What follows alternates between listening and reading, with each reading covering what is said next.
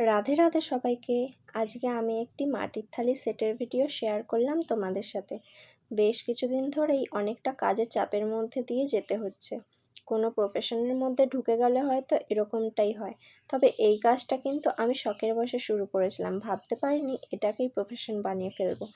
এই 1.5 বছরে প্রায় অনেক কটাই কাজ করেছি, বিশেষ করে পাঞ্জাবির কাজ বেশি পেয়েছি। এখনও পর্যন্ত জমে আছে আরও কয়েকটি পাঞ্জাবি, যেগুলি কমপ্লিট করতে করতে এখনও পর্যন্ত সময় লাগবে বেশ কিছুদিন।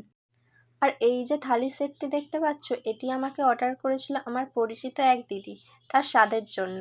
আর এটা তৈরি করার জন্য আমার হাতে ছিল খুবই কম সময়।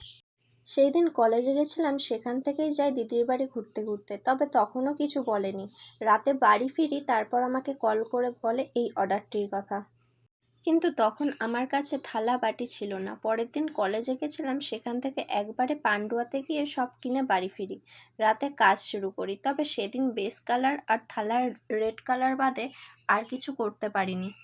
বহুদিন হলো রাতে জেগে থাকতে পারি না একদমই, তবুও সেই দিন একটু রাত হয়ে যায়। বাকিটা আমি পরের দিন সকালে ঘুম থেকে উঠেই শুরু করি।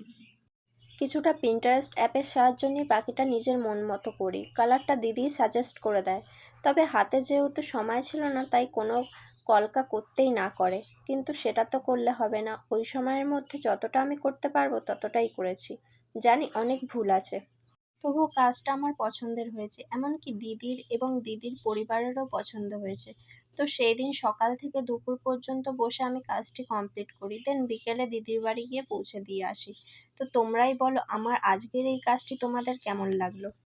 আর পুজোর অর্ডার নেওয়া শুরু হয়ে গেছে। তোমরা যারা হ্যান্ড পেইন্টেড শাড়ি, পাঞ্জাবি এবং বাচ্চাদের জামা, কুর্তি, ব্লাউজ ইত্যাদি অর্ডার করতে চাইছো, তাড়াতাড়ি যোগাযোগ করে ফেলো স্ক্রিনে দেওয়া নাম্বারে।